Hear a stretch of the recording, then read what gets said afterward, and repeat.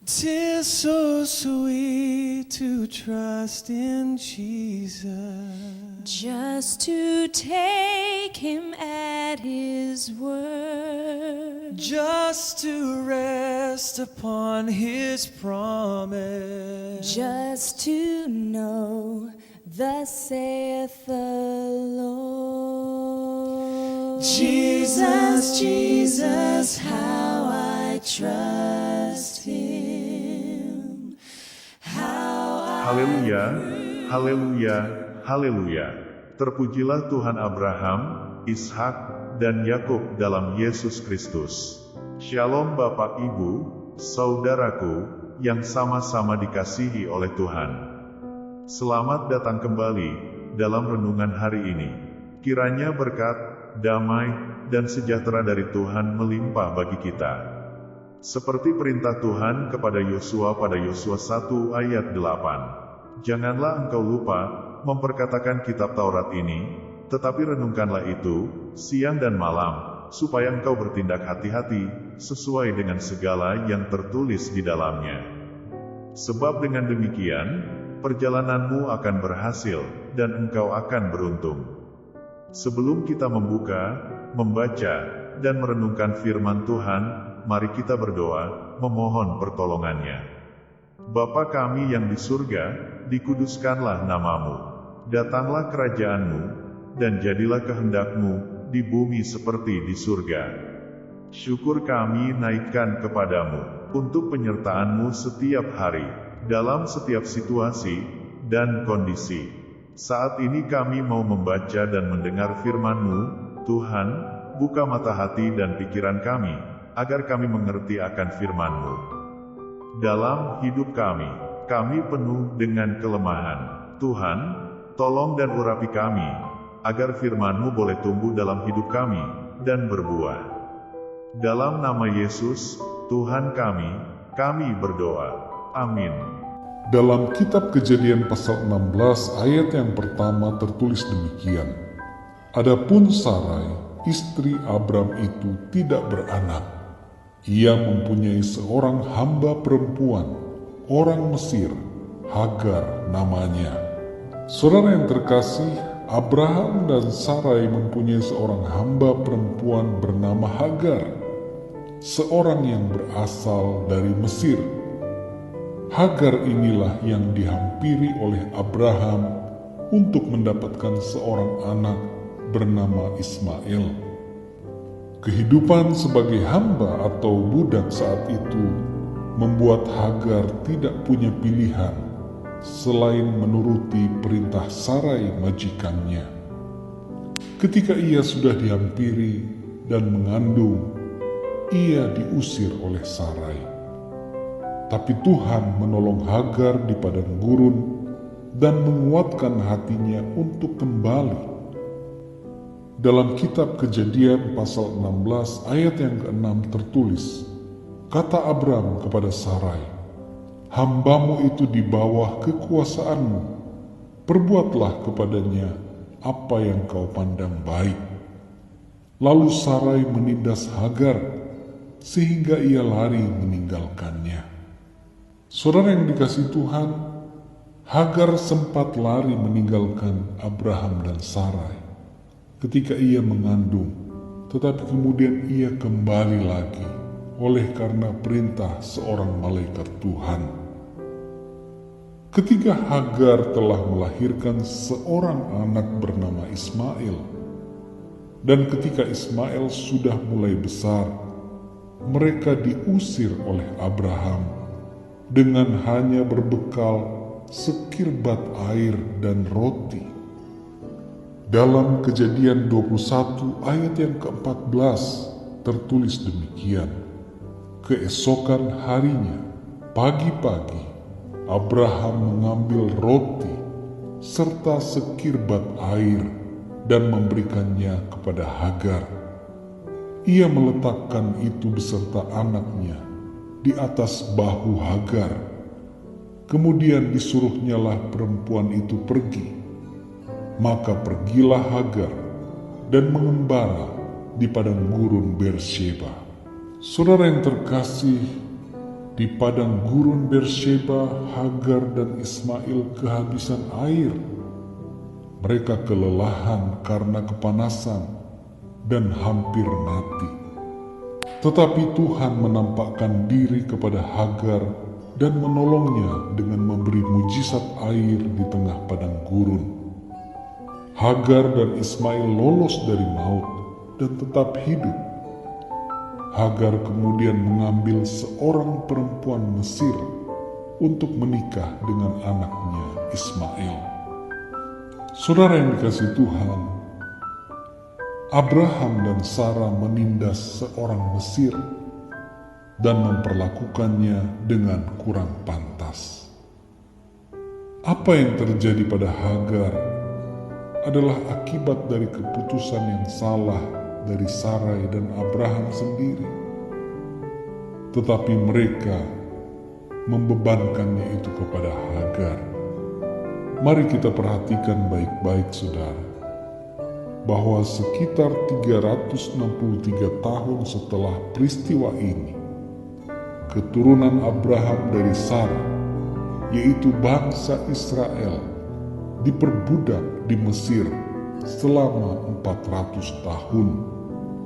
Tuhan memang telah menyatakan hal ini sebelumnya kepada Abraham sebelum ia menghampiri Hagar.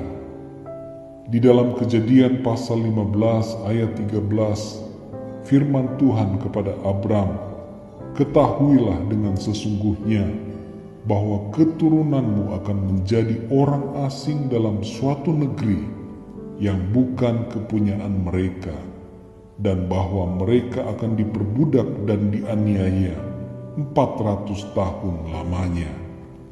Tuhan telah memberitahukan bahwa keturunan Abraham akan diperbudak. Namun mengapa bangsa Mesir yang dipilih untuk memperbudak keturunan Abraham? Hal ini ada hubungannya dengan apa yang dilakukan Abraham dan Sarah kepada Hagar, budak mereka yang adalah orang Mesir. Dalam Keluaran pasal 6 ayat yang kelima tertulis, "Tetapi aku sudah mendengar juga erang orang Israel yang telah diperbudak oleh orang Mesir, dan aku ingat kepada perjanjianku."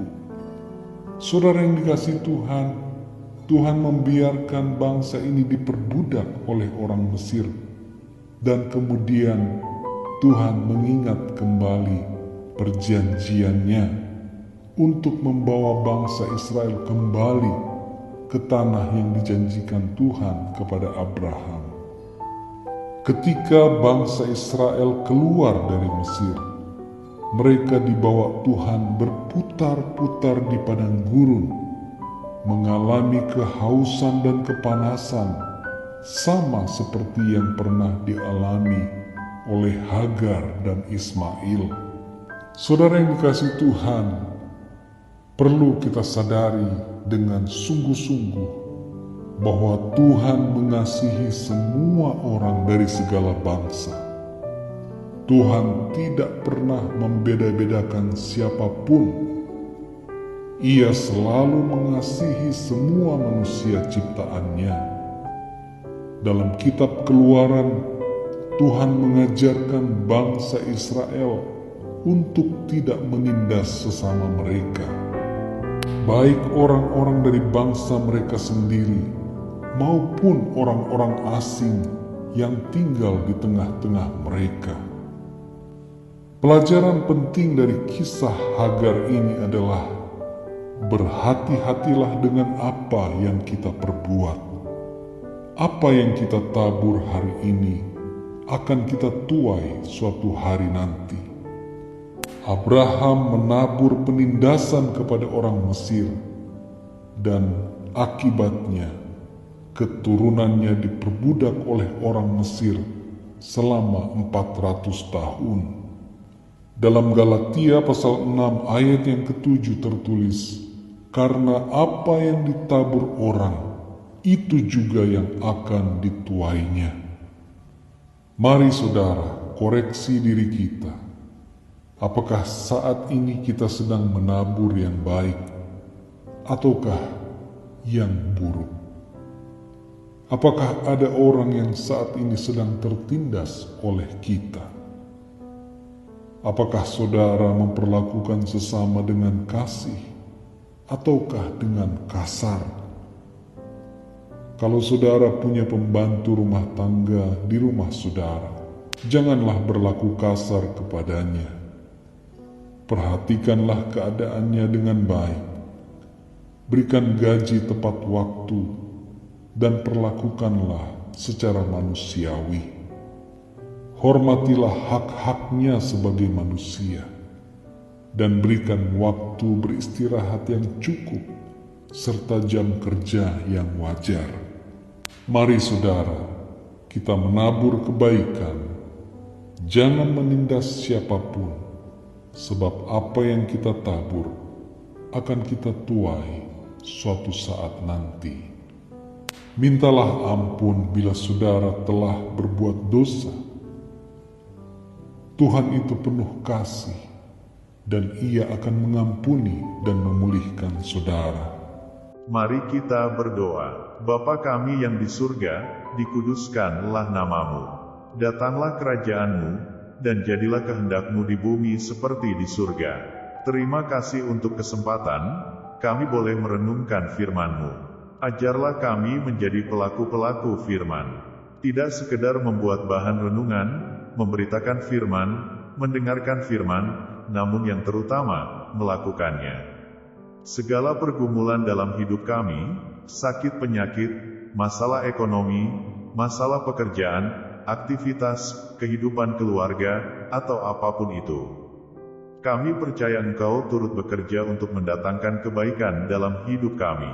Kiranya, Engkau menolong kami melewati itu semua, dan memberkati kami berlimpah-limpah, memperluas daerah kami. Kiranya, tangan-Mu menyertai kami, dan melindungi dari malapetaka, sehingga kesakitan tidak menimpa kami. Kuatkan dan teguhkan iman kami.